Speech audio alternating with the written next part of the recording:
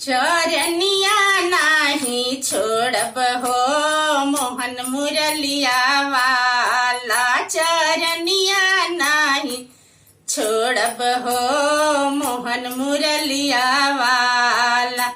रौरे चरनिया में सासू जी दली गारी। रौरे चरनिया में सासू जी दली गारी। सासू से नाता तोड़ब हो मोहन मुरलिया वाला। सासू से नाता तोड़ब हो मोहन मुरलिया वाला।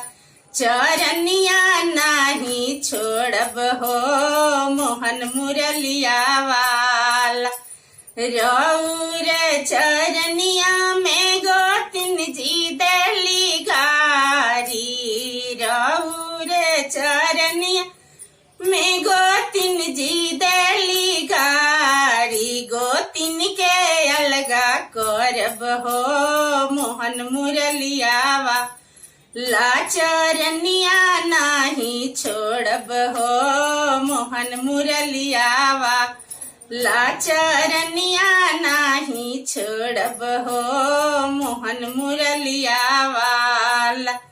रौर चरनिया में ननद जी दली गारी। रौर चरनिया में ननद जी दली गारी। ननद के ससुरा भेजब हो मोहन मुरलिया वाला। ननद के गौना करब हो मोहन मुरलिया वाला। चरनिया नाही छोड़ब हो मोहन मुरलिया वाला। दुनिया से नाता तोड़ब हो मोहन मुरलिया वाला। चरनिया नाही छोड़ब हो मोहन मुरलिया वाला।